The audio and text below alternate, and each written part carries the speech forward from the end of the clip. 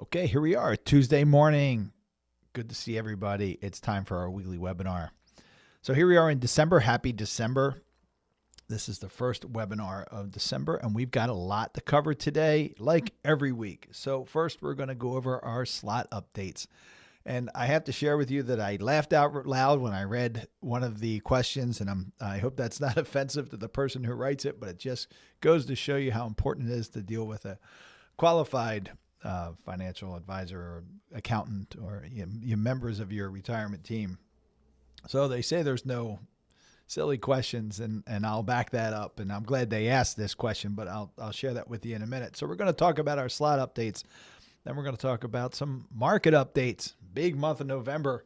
If you're paying attention to the markets, you know that. And then we're going to discuss our financial planning topic for today, which is tips for younger investors. So I often get asked, Mark, I'm happy with what you guys are doing with our financial plan and our investment strategy. What about my grandkids? What about my children? Can you help with that? And what should they be doing differently? It is different. It's much different when you're younger and you're dealing with your investment process and your investment decisions than when you're getting older and getting closer to retirement, or you're in retirement, or maybe nearing the end of your time here. Everything is different in every stage of life. And last webinar, I talked about age-based investing, and there are definitely differences that have to do with where you are in your life and things that you should be doing differently. But it all comes back to your financial plan, folks. So you're not going to be surprised to hear me say that. But we're going to go over the tips for younger investors today. So I'm excited about that. Good morning, Doug. Good to see you. All right, so let me share the slot report. And I'm going to just get us prepared here. And I missed something here. So we've got some updates. Let's see, what do we have coming up? Those of you who attended the Changing World of Retirement Planning class in October, and actually all of you who are on my email distribution list have received the ability to attend the Changing World of Retirement Planning class recorded, which is something that's unusual. And you might remember that David McKnight, the creator of the course, allowed me to send it to my entire email distribution list this time. We're running against the timeline to be able to view those videos. There are two classes, 3 hours each, and you can view them in your own comfort of your home or wherever. But we're going to have to shut those off relatively soon, probably in about you probably have about until December 15th. I'm just going to call it December 15th. And then we're going to have to make those private again, and you will not be able to access them. And you're going to have to wait until our next round of classes if you want to attend. And we have a round coming up at the end of January. So I'll share those dates with you as they're locked in. But I wanted to just bring that to your attention. And if you didn't receive those videos, reach out to us at questions@attleborowealth.com. That's questions@attleborowealth.com. And we can get you on our email distribution list and make sure you have those classes available to you so that you've got another, you can listen to them over the next 2 weeks. And if I'm just going to leave my website up here for a minute. If you need to reach us, you can reach us at questions@attleborowealth.com. And if you want to view our website, download our tax charts, tax planning charts, things like that, you can do so at attleborowealth.com. And if you want to watch past weekly webinars or past special webinars, you can also do that at that website. All right, so let's get into it here. So here's our slot report. So you should be able to see my screen. I'm going to try to make sure I don't cover anything up, but this is from our friend Sarah Brenner, and she's talking about first the deadline to take your 2023 required minimum distribution. Remember, an RMD is your required minimum distribution. And for those of you who just are maybe joining us for the first time, don't know this, the Slott group is a group that is put together by a CPA named Ed Slott. And Ed is in New York, and he's been known as the nation's IRA expert from as noted by the Wall Street Journal for many, many years now. And he has a fantastic group of analysts. And being a member of Ed Slott's elite and master elite advisor group is a totally voluntary situation, and it is just absolutely phenomenal from a support and a education point of view from my point of view. So I appreciate everything that Ed gives us, and it's very specialized material that has to do with IRA and retirement plan distributions and things that we should be looking out for and consumers should be looking out for to make sure that you're not making mistakes in retirement plan distributions or IRA distributions, because commonly these are unforgivable mistakes. Once you make that mistake, you end up paying a large tax bill or some penalty assessments, things like that that you often can't undo. So Ed and his team make us better at what we do. We specialize in IRA distribution strategies and tax efficient strategies, and that group makes us better at what we do. And you've heard me say that there's only 400 or so of us in the entire country, and it should be everybody, but it's not. So, and just awareness of things for your own plans. So let me just pause here because I'm getting some connection issues from my studio here. So let me check in. I'm going to ask Jessica, my office manager, if she can hear me okay. Hopefully she'll be able to text me. Maybe we're having... This happened last time. I'm not sure why we're running these connection issues, because we start with that the connection is excellent. So it looks okay now. All right, so I'm going to move on. Sorry about that. So let's talk about for the Slott report today. We're going to start with deadline to take your 2023 RMD, which is a required minimum distribution, and that is, of course, almost here. You have to take it by the end of the year. There is an exception for the first year, but I can't remember if Sarah talks about that. But Sarah writes, it is December, the halls are decked, and Starbucks holiday cups are everywhere. The end of the year is not far away. That means the deadline is near for taking a required minimum distribution. That's an RMD. Here's what you need to know if you have your own IRA or if you are an IRA beneficiary. How about your IRA? The Secure Act and Secure 2.0 have delayed the age for RMDs. No, not everyone knows this. I just had a conversation with somebody, I think it was last week, and they said, I have to start taking my distributions when I reach 70, right? And I said, no, it's changed to 73 now, and it'll be 75 eventually. And they said, I hadn't heard that before. And this is the person who pays attention. So not everybody is up to date on these things. But the delayed age for RMDs now under Secure 2.0 is age 73. In 2023, if you have an IRA, including a SEP or a simple IRA, and you are age 73 or older this year, you must take an RMD by December 31st. Roth IRA owners catch a break. No RMDs are required during your lifetime if you have a Roth IRA. So there is that caveat that if it is your first RMD, you have officially until April 1st of 2024 to take that first required minimum distribution. But Sarah's correct in what she's saying here.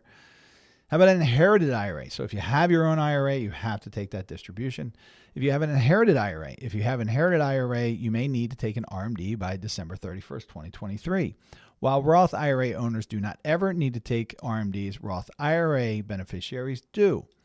After the Secure Act, many beneficiaries find themselves subject to a 10-year payout. Under IRS proposed regulations, some beneficiaries of traditional IRAs, that's a non-Roth IRA, a traditional IRA.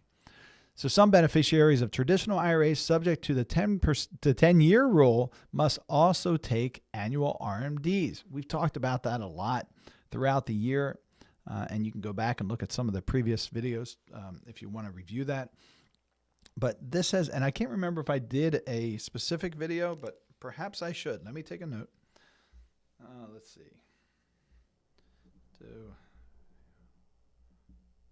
RMDs. I think I did, and if I did, I'll review what I have, and I'll leave it in the description. So. All this has caused great confusion, and as a result, the IRS has granted some relief. In 2022, the IRS issued Notice 2022-53, which waived penalties for missed 2021 and 2022 RMDs within the 10-year period. Notice 2023-54 extends the penalty waiver to cover missed 2023 RMDs within the 10-year period. These missed RMDs within the 10-year period will not have to be made up.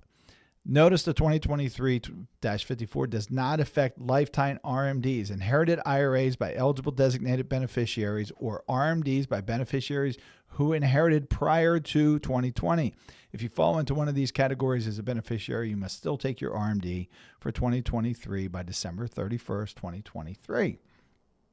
So when she's talking about the confusion, the IRS had sent, a couple different memos and information. The first one, well, when the Secure 2.0 was, actually this goes back to the Secure Act. When the Secure Act was passed, it appeared that we lost the stretch IRA. Well, actually, we lost that with the, I can't remember I think we lost that with the Tax Cuts and Jobs Act. But the first Secure Act said that that you must take it had this 10-year period. You must deplete the account within 10 years. We all read that, and experts read it and said, okay, well, that looks like, you've got to deplete the account within 10 years and no RMDs are required. The IRS came back and said, no, RMDs are required during that 10-year period. And then they retracted that and they said, oh, wait a minute, that's not what we meant. Wait for our final suggested regulations.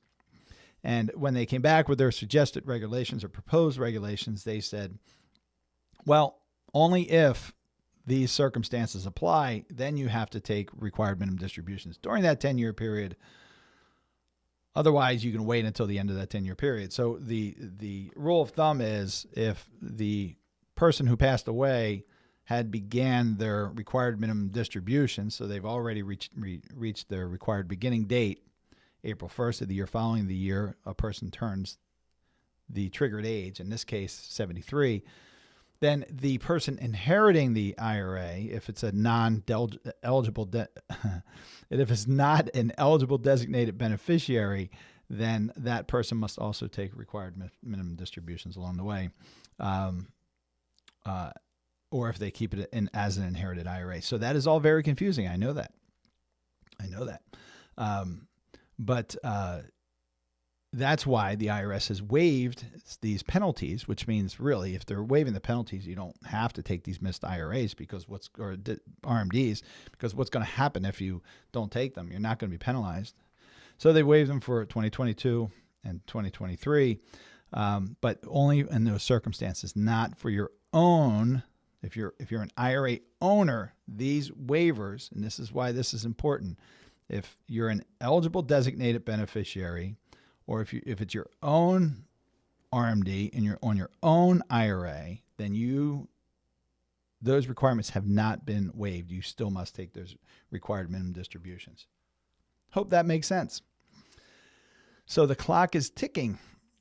If you need to take a 2023 RMD from your IRA, the clock is ticking. It is best to get it done sooner rather than later. Many IRA custodians have earlier internal deadlines. There is no reason to wait until the last minute because that is when things can go wrong.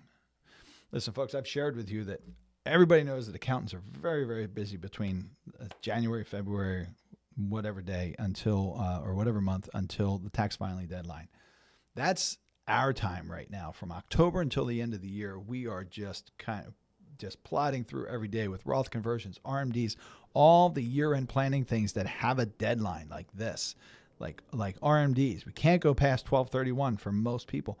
We can't go past 12/31 for Roth IRAs, Roth conversions, and those dates are generally much earlier because we're dealing with custodian requirements. So, Jessica from our office is making sure that our RMDs are tracked and they're getting done. Our team and Emily and our team from our office is making sure that Roth conversions are getting done. So this is really, really important stuff. So remember, there is no credit for distributions taken in prior years. Make sure if you are a beneficiary that you take any required 2023 RMD, especially Roth IRA beneficiaries. These RMDs are often missed. Double check your RMD transactions by year end to be sure everything was done correctly. Each year, people miss RMDs. The result can be a 25% penalty. That's down from what it used to be. It used to be a 50% penalty. So the result can be a 25% penalty on the amount not taken. Don't let this happen to you. Now is the time to hustle and take your 2023 RMD if you haven't already. All right, let's move on to the Slott Report mailbag. And this again is from Sarah. So the question from the mailbag. So these are letters that come in to the Slott group and they're answered. Can you please tell me if a client can transfer her required minimum distribution, that's RMD, to a 529 plan for a grandchild's college and avoid paying income tax on it, similar to a transfer to a qualified charity? And this person is named Pat.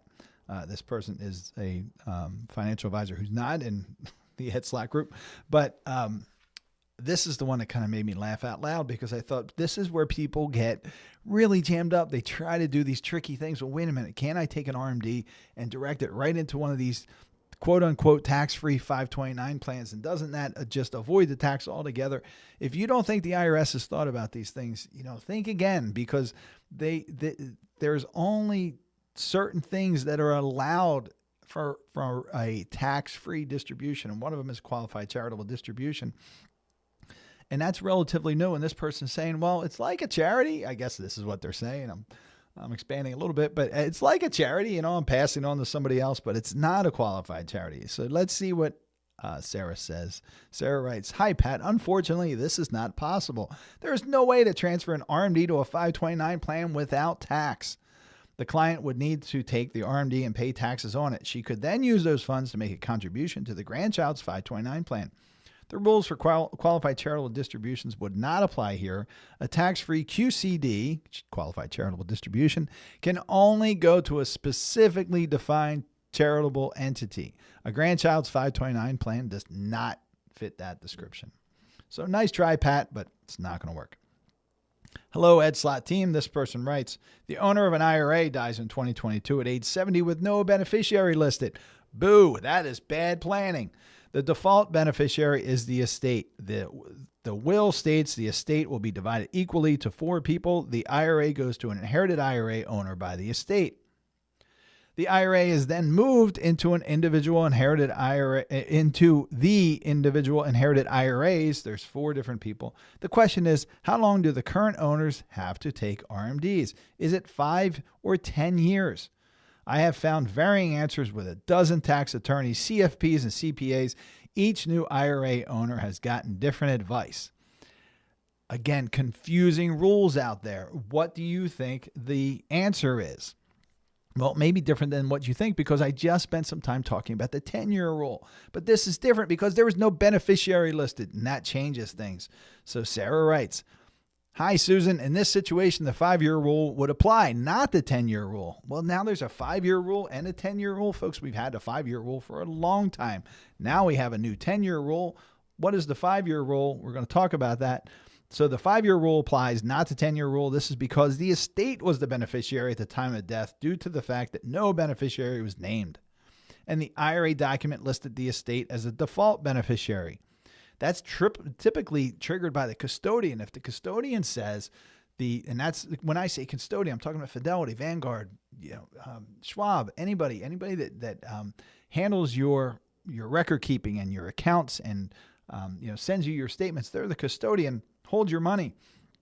They have their own rules. If there's no beneficiary, then it means this. And in this case, it meant it goes to the estate. An estate is a non-designated beneficiary under the Secure Act. And since the IRA owner died before his required beginning date, the 5-year rule applies. The fact that during probate, the IRA assets were assigned to inherited IRAs for the estate beneficiary does not change anything.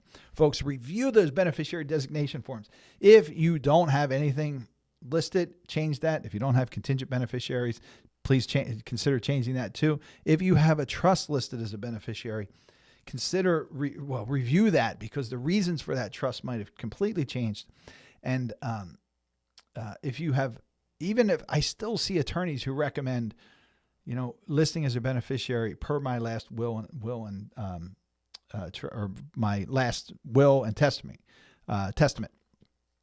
That was easy for you to say, but that's bad advice in my opinion. Name those beneficiaries, because these are the things that can happen. They suddenly have to be distributed in a more condensed way. You don't have the same options. It makes things more challenging, and it's hard to get the right answer. These folks, thankfully, now have the right answer, and they can plan accordingly because otherwise, if they would have listened to any one of these other professionals and gone by the 10-year rule, they would have been in violation of the RMD rules and would have had to potentially pay penalties. All right, so that was a lot from the Slott report today. Let's do some discussion about investments.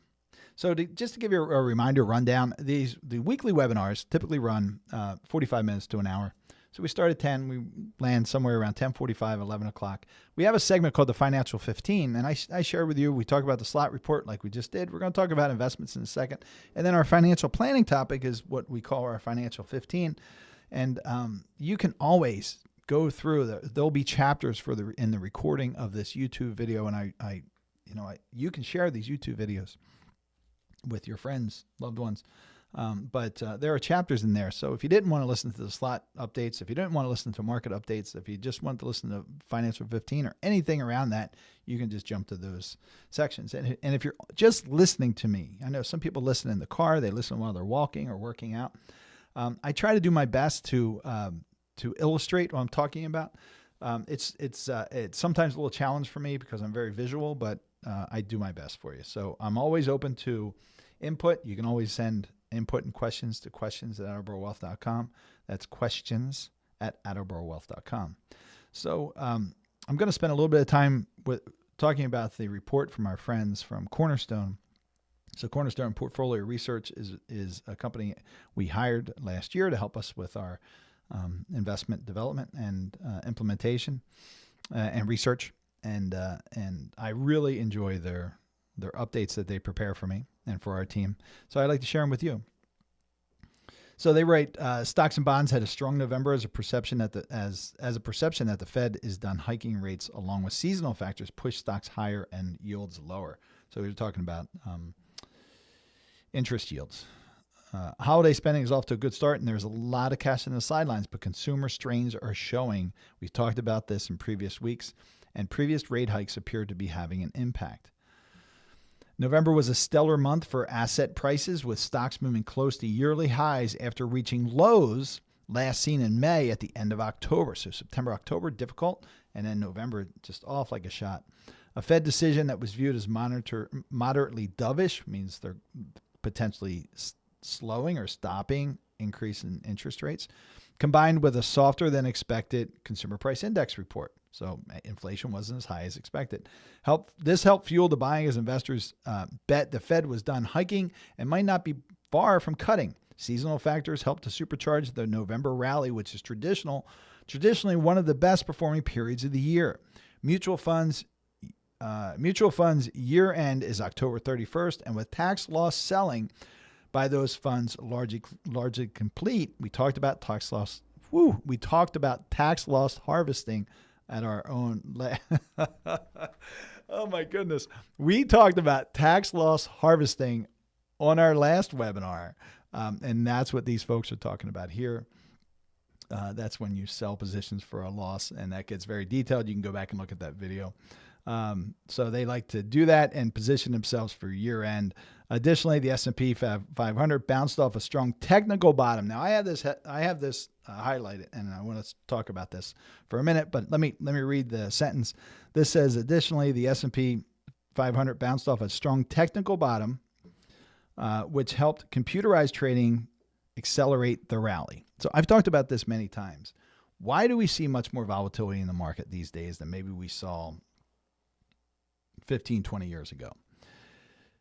What this analyst just said is there was a technical bottom. So, we're talking about charting and paying attention to where the indices are in their, with their numbers. So we were looking at 4,100. The S&P 500 fell to 4,100. So that was a technical bottom. Folks traders who do charting say, okay, when a stock or an ETF or an index like this gets to a certain level, we see that as a buying opportunity.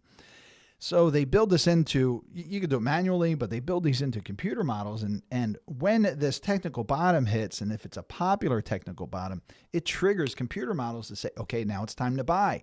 And when the models are buying then it drives the cost up, of course.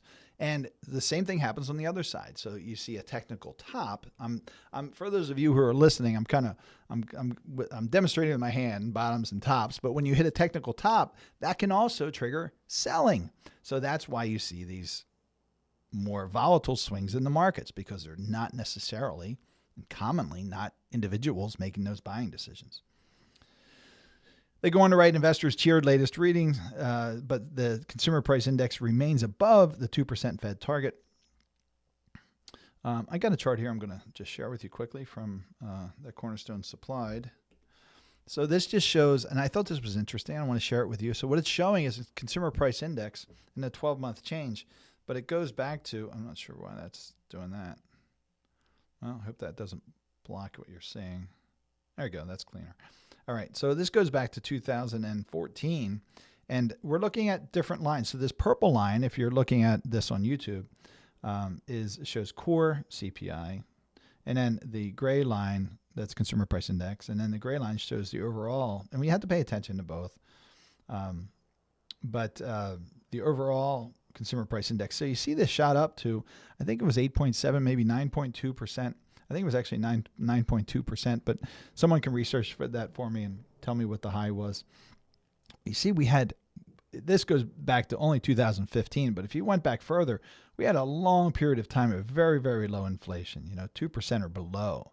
And that's what we were all accustomed to until the pandemic. The pandemic drove us down here. This is where the pandemic was, right? 2020 drove us down low, and then it just shot up like a rocket ship. So we're still higher than the Fed wants to be, but the question is, what's normal? What are we going to be? I don't like to use terms like the new normal, but are we going to be looking more like 3s and 4s as far as inflation? We model in our financial plans right now 3.5%. I think that's a fair assessment. I'm happy to plan for some things, all things, being more expensive, and then being able to adjust that down for people rather than get caught with low expectations and assumptions. So they go on to write, December is traditionally another strong month, with the Fed likely to hold rates steady at their mid-month meeting, but the federal budget battle pushed off until early next year, and a substantial amount of cash on the sidelines. Well, that's a big thing right now. The rally could continue, although likely at a reduced rate. The S&P has had a big run over the past month and is near the highs for the year. It may take some time and a couple of attempts to break through that new level, and risks remain that could derail the rally. Chief among them is a Fed that feels the need to be more hawkish. So that means that they could continue to raise interest rates in the face of rising investor expectations that the central bank will begin cutting rates in the first half of 2024. People are saying that now they might start cutting rates.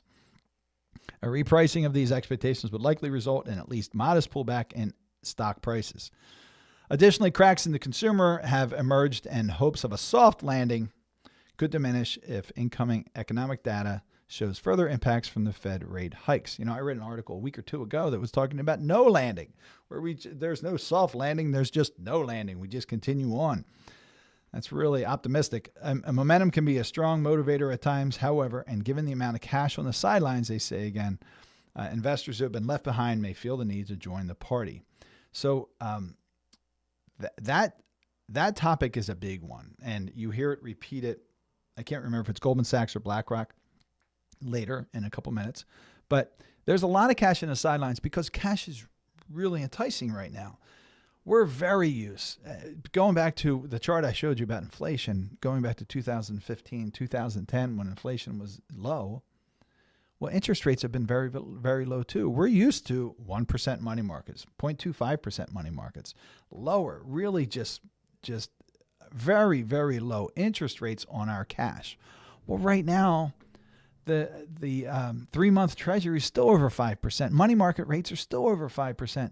So investors are starting to ask themselves, why am I going to take additional risk when I have these essentially risk-free assets, risk-free investments that aren't paying me or are paying me a good return, what I consider a good return? It's the investors saying that. Well, we're going to talk about the difference a little bit, but the problem is that it's likely that inflation will remain high if these rates stay high, and we're in this odd situation where short-term rates are higher than longer term rates, but that's starting to correct slowly. But the concern is what happens. You have this sense of comfort with these higher short-term rates, but are you holding these higher short-term rates at the expense of longer-term growth? That's really, really hard for an individual or even a professional to judge if it's based on anything but clear, defined needs and facts. So last week I spent a lot of time talking about age-based portfolios and how I believe that investments aren't based on age. They're based on time and needs. And that's how you identify how much you should be having in stocks, how much you should be having in bonds, how much you should be having in stock or in cash. So not just kind of what your gut is and what you think rates are going to do or what markets are going to do. It's really what your needs are, when you're going to need the money. And time is when you're going to need those funds. And that's a big difference between younger investors and folks nearing retirement or well into retirement, but that's part of the discussion. So it's really hard to judge these things, even for professionals.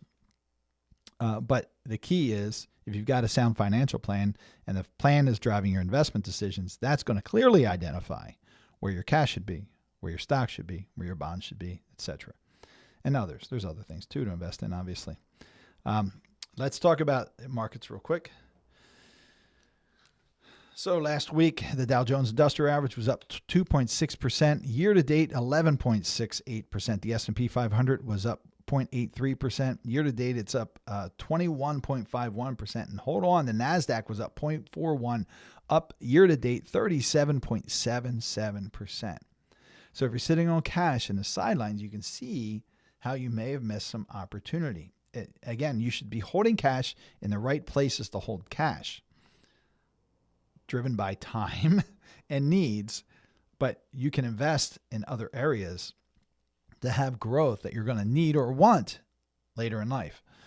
Even the U.S. bond market has turned around. The U.S. aggregate bond index was up 2% in 1 week. That brings us year to date at 2.51% positive. That's a huge move for the bond market. So, and all the bond markets across were positive over the week and positive for the year now. And that's a change. BlackRock says, and BlackRock was talking about this, overweighting cash has been costly for long-term investors who are underweighted stocks in 2023. The Fed's extended pause on rate policy puts us on the lookout for falling cash yields. That means that interest rates are going to come down on those cash holdings. Right-size your cash allocation to align with your market outlook and portfolio goals. Again, when you're going to need those funds and what the need is for those funds. It's not just saying, well, I'm going to retire in 2035. I'm going to need those funds then. That's not really how it works. You may only need $100,000 out of your $1 million of investments in that 1 year. So you invest accordingly. I'm going to just share this chart with you quickly. So this is from the BlackRock report. Cash beat bonds, but stocks delivered the strongest returns. Let me just do, I'm going to take me out of the picture so you can see the whole thing. So the total return of major asset classes. So this is really broad, but you can see here cash and cash equivalents for the year is 4.7%. I'm going to point with my cursor here. Bonds are 0.4%. I think you're seeing that, aren't you? Yeah. And stocks 17.1%. And if you had a 60-40 portfolio, 10.4%. So you have to be mindful of the things you give up by holding too much cash. That's my point there. All right. And we have one last one, I think. Goldman Sachs. I thought this was interesting because it highlights some of the movement of these indices, particularly in the tech sector. So Goldman Sachs wrote, 2023 has been an eventful year for the U.S. equity market. Leading headlines have included the failure of multiple regional banks, ongoing uncertainty regarding the direction of interest rates, and shifting forecasts of global growth.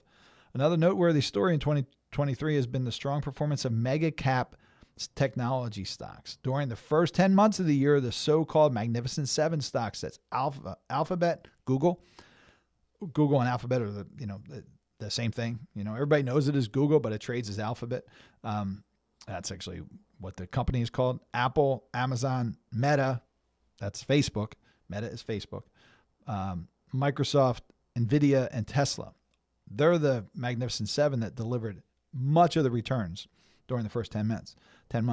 In fact, the total return of those 7 stocks was 53.7%, a difference of 43.4 percentage points relative to the total return of 10.3% of the Russell 1000 index. So representation of 1,000 different companies during that same time returned 10.3%. Just those 7 returned 53.7%.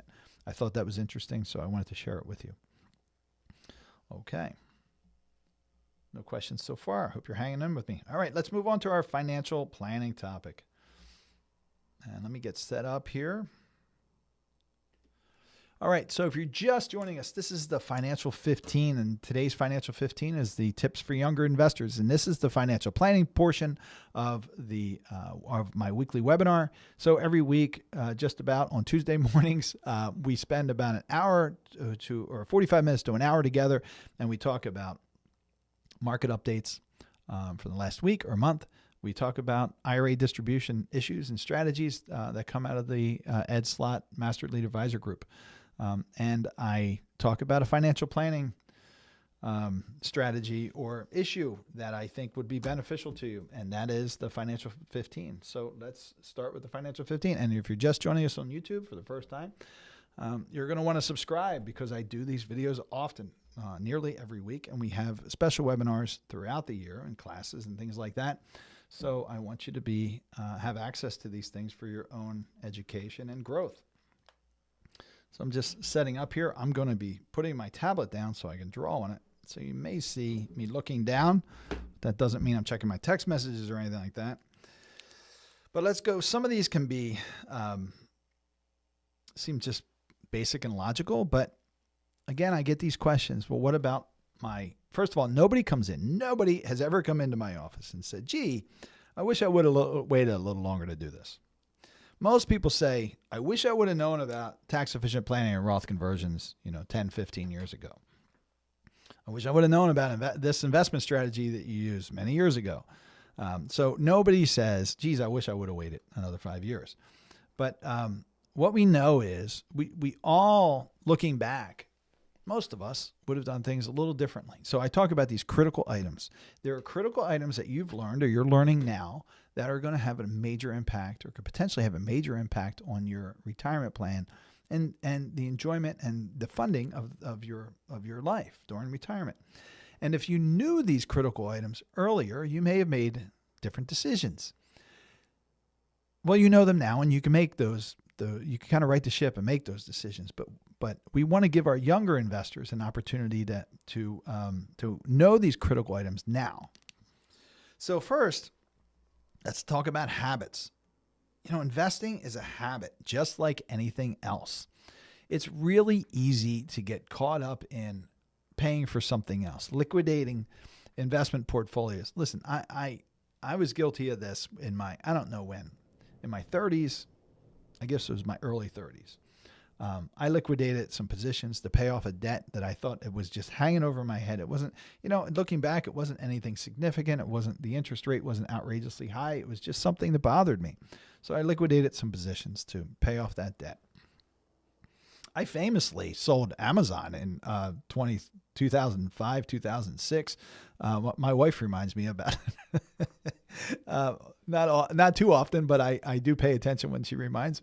But I bought Amazon in the 40s, and that is something I of course wish I would have held on to, even though I own some now. But I would have liked a lower entry point of that. So you've got to set these goals and develop these habits of setting money aside. When I was in my 20s, I remember reading a book called The Richest Man in Babylon, and maybe you folks have heard about this or read it or listened to it. And it simply talks about the benefit of setting money aside. And they use the example of 10% or a portion. I think it was 10%. It was many years ago, but setting aside money and investing it and having that money create new money for you and compounding. That's compound interest. And I'm going to talk about strategies here. I didn't develop a chart showing compound interest. We all know the benefit of compound interest, and compound interest can work for you or it can work against you. It works for you in investing. It works against you with debt. So you want to set these goals, and they should be, you should have long-term goals, but you should also have short-term goals. I remember one of my friends when I was in my 20s, and he was honestly one of the ones who got me into investing to begin with. He told me that he had been saving his money. He worked a lot. He's no longer with us. It's really a shame, but he died very, very young. But anyway, so he was working a lot, and he was setting his money aside, and he had a little celebration when he reached $10,000. And I remember at the time thinking, my gosh, he's put away a lot of money. I was really, really impressed. So we talked about how he was investing and whatnot. And he had goals, and that I'm going to have a celebration at $10,000. That was a great goal. And you should make it automatic. But again, long-term goals and short-term goals. So a $10,000, have a celebration. Identify what you want or what you need at retirement or certain stages in your life, and set that goal. And we're going to talk about how you do that. But make it automatic. People are successful in saving in their 401k plans because it's an automatic thing. It's not only automatic, but you don't see it. You don't see the funds come out of your paycheck and go into the 401k plan. I'm sure there are studies out there, but I am 100% willing to bet a significant sum that if 401k plans, although they're voluntary, if money had to be transferred every pay period into the 401k plan manually, people would have a much, much smaller 401k plans than they actually have. Of course, retirement plans are still underfunded and all those things, but people have saved significant amounts of money in their 401k plans, mostly because it's an automatic process. You set that goal, you identify what you want to set aside, and it happens automatically. So make it automatic, set those goals, short-term and long-term. Avoid debt. It's really easy to get caught up on the debt train when things are easy to get. If you got a half-decent credit score, you can buy just about anything. There are different times when credit is easier to attain than others, but it doesn't. Most people focus on the monthly cost of something and the relative and sometimes absolute immediate gratification. So you've got to work against that a little bit. And here's one of the tools I found to help that. Compare your debt with a risk-free rate of return. So what does that mean? Someone recently asked me, they said, I have $80,000 worth of debt on a home equity line of credit. Home equity line of credit.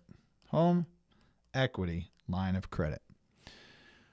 I am now paying 8% on that $80,000. Should I pay that off? So they have $150,000 in their money market account. Should they pay off that $80,000? So I said, well, think of it this way. You're earning, let's just call it 5% in the money market. If I told you that you could earn 8% in a money market, how quickly would you move that $150,000 or a portion of it into that 8% money market? And of course, the answer was, well, immediately. I would move that immediately because it's 3% more interest. Well, folks, if you take that $150,000 and you pay off that $80,000, isn't that just like earning an 8% rate of return on that $80,000? And the answer, of course, is yes. So this is interest only. This is a situation where there is no amortization schedule. So, there are certain things you have to consider with that. So it's, because if it's late in a mortgage, you could be paying more principal than interest. But I'm talking about a home equity line of credit. I'm talking about credit cards. I'm talking about car loans, things like that. And I with any mortgage, I do an analysis, but, a lot of times it makes sense for the mortgage as well. But you're talking about a risk-free rate of return. Because paying off that home equity line of credit at 8% is well above a money market rate, even at today's rate at 5%. But somebody might say, well, what about the stock market? You just said the stock market outperformed the money markets by double the amount. But the difference is that's a risk associated rate of return. So if you said, and that might be okay for you, you might say, well, geez, if I take that same $80,000 and put it in the stock market and I'm 25, 30 years old and I know I'm not going to need that for 20 years, well, you really got a really, really great chance that you're going to do well over that 8% in the stock market. So it might make sense for you to say, well, I'm going to keep it in there because I'm going to return that. But I'm talking about sitting and you got $150,000 sitting in a money market. Does it make sense to pay it off at 8%? So again, you could say, well, I can make much more in the stock market, but that is at risk associated rate of return. You have to take risk. And if it's the S&P 500, you could be up 20%, down 20% in any given year. And that is much different than a risk-free money market, CD, U.S. Treasury bond. So what I always think about with these things and what I found helps people is saying, okay, well, if I had an 8% CD right now, or I had an 8% money market, how fast would you move that money? So that helps you avoid that sometimes. Not only avoid it, but helps make good decisions about paying it off. Hope that makes sense. Invest as much as possible. Invest as much as possible. This may seem really basic, but, I'm trying to erase this. Hold on, that mark I just made. Stay with me a second. Okay.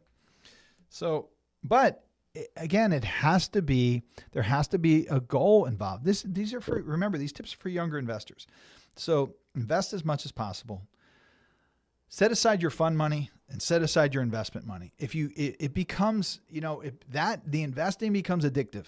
So even if you start small, even if you're as much as possible is $100 a month, even if you're as much as possible is $25 a month or $10 a month, it's much easier to invest today than it was when I was 25 years old. If you're 25 years old or if you're 35 years old, now you can open an account with, Robinhood, Vanguard, any of them. And with Robinhood, you can even buy partial shares of a stock position if you want. And many, ETFs, exchange traded funds are plentiful. You could be very targeted in the type of investments that you have. But invest as much as possible, and that as much as possible will grow over time. These are goals. Again, set your goals. Shoot for 10% of your income. If you make $50,000 a year and you're able to save $5,000 a year, that's wonderful. And I think you can do it if you make it automatic and you set those goals and you review them on a regular basis. And see down years as a positive when you're investing earlier in life. So don't get discouraged. If you put in $5,000, you open up your statement, which you should do on a regular basis, and it's down to $4,000. If you don't need that money for several years, then you should consider that a reinvestment opportunity generally. Maximize your contributions to your retirement plans. So currently today, if you're under 50, which is what we're talking about, your maximum contribution to your retirement plans, if you have a 401k or a 403b, is $22,500, plus whatever company match you get. That goes up another $500 in 2024. That should be another goal. Shoot to maximize your retirement plan contributions. That is not easy. And I experienced it. When I was younger, new family, young family, trying to raise that family and always maximizing the 401k contributions. There were times I wanted to say, well, geez, if I just pulled that back a little bit, but it pays off in spades later in life.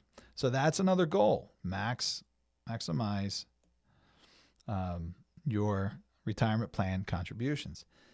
Use your Roth option where it makes sense. So for most people, when you're younger and you have lower incomes, certainly that Roth contribution makes sense if you have a Roth 401k or Roth 403b or now Roth Simple, Roth SEP IRA, use Roth where it makes sense. And that, of course, is different for everybody. So you should talk to a tax planner, tax advisor about it. But listen, when you're investing, pay attention to fees. There was just one of the largest employers in the world just fined. Geez Louise, I can't remember the name of the company, but they were just fined over excessive fees in their retirement plan. Oh, it's killing me. I can't remember but they were just fined for excessive fees in the retirement plan, and that happens consistently. So pay attention to the cost of things that you're investing in. Pay attention to fees in your retirement plan, in your IRAs. I wrote here the phantom costs and taxes, these turnover costs. We talked about this several months ago. Learn how to evaluate your investments for costs. The first and easiest thing is an expense ratio of a mutual fund. It's very, very hard to choose good mutual funds. We spend a lot of time screening mutual funds to find the few that really meet our screens and that are any good. So it may make sense as an individual investor and as a younger person, if you don't have those tools, to just use an exchange traded fund. But you also have to look at the expenses of those types of investments. So pay attention to their fees of your retirement plan. Retirement plans have fees, and sometimes they can be much, much higher than you think. And pay attention to your IRAs and these turnover costs and cash drag. Turnover costs is when the money manager, the fund manager, turns over their positions a lot in their mutual funds, and that can cause capital gains tax and other costs, even trading costs within the fund. And cash drag is mutual funds have to keep a significant amount of cash on hand for redemptions. That's people selling out of the fund. And that isn't always optimized. We spend a lot of time individually going over our cash reports to make sure that clients aren't sitting in what we call cash for too long.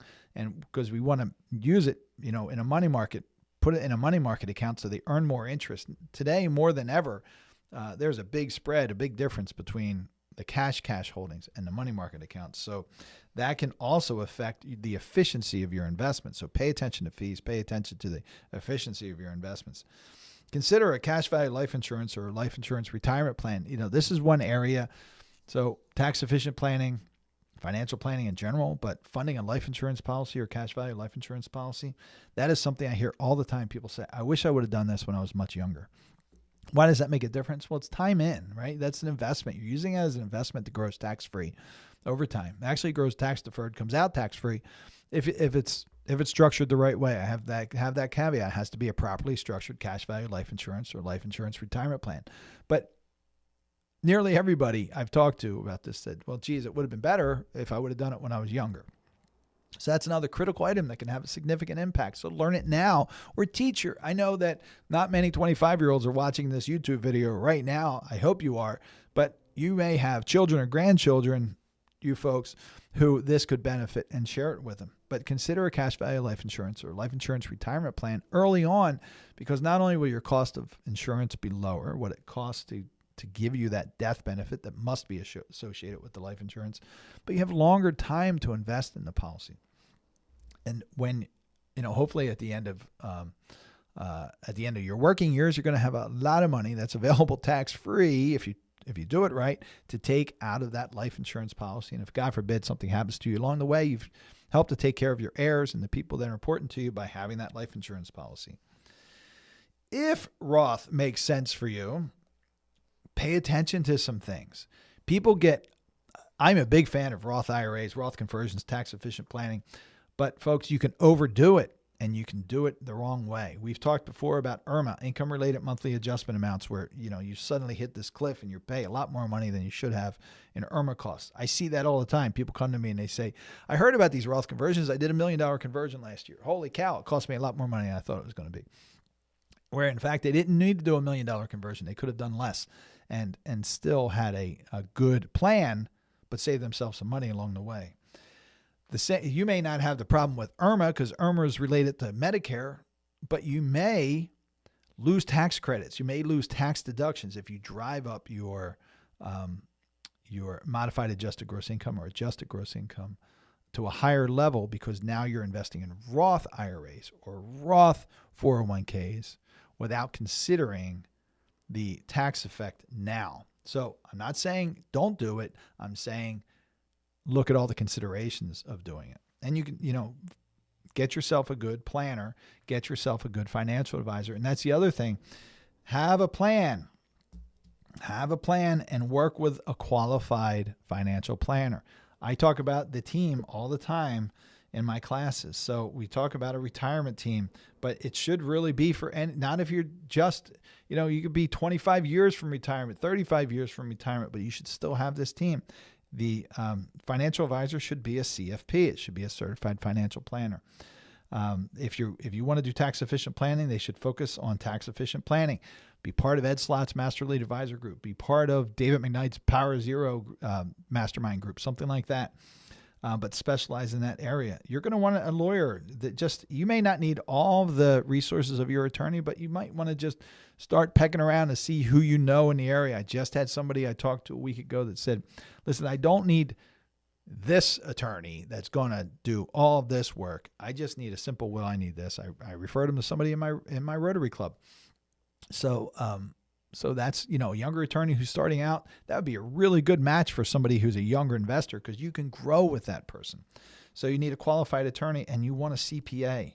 Spend a couple $100 a year. It's going to cost to have this person keep you on track, to make sure you're doing the right things and you're keeping, you're not falling behind. You're not missing opportunities. Find the right CPA because you want a CPA who's got a planning mindset. And you want all these people working for you. You want them all communicating about what your needs, goals, and objectives are.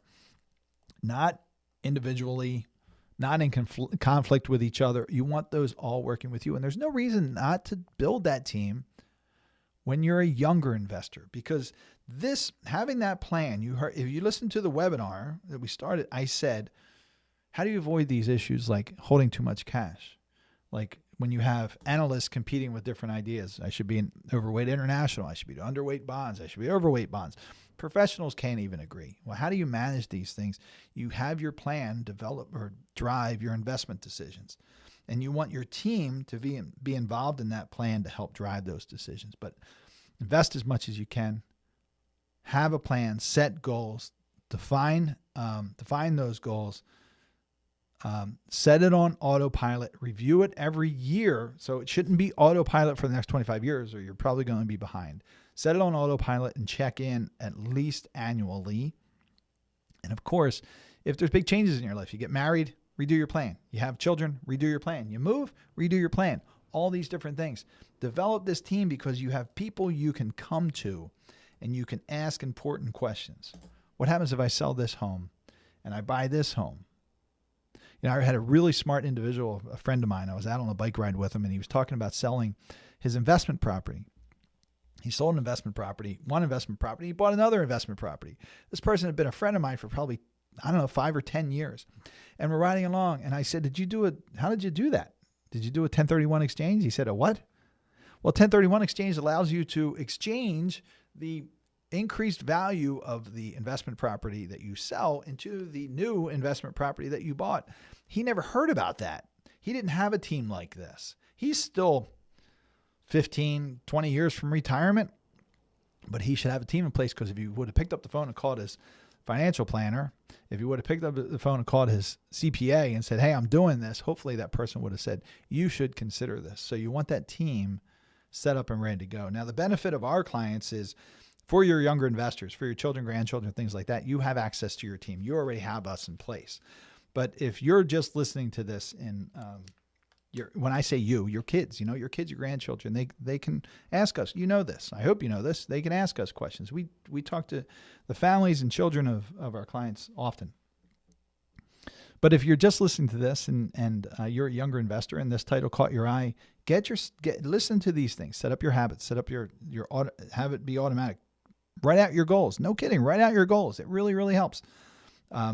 Strive for a 10% savings. Strive for and set goals when you're going to achieve that. You might miss it, and that's okay. Just keep swinging at it. Strive for maximizing your 401k. Consider a cash value life insurance policy. See what that looks like. Put your team together. Pay attention to these little critical items I told you about, and it's going to go a long way for you. And check in every single year. If you have questions, you can reach out to us at questions@attleborowealth.com. That's questions@attleborowealth.com. If you want more information, you can visit our website at attleborowealth.com. I hope that was helpful for you today. It is now 11:01. This is it for our weekly webinar. We reviewed some fun updates from the Slott group. We went over the investment markets and what happened in November and last week. And then we talked about in our Financial 15 about tips for younger investors. I hope it was helpful for you today. I hope it was beneficial. I look forward to seeing you all next week. Have a great week. Take care.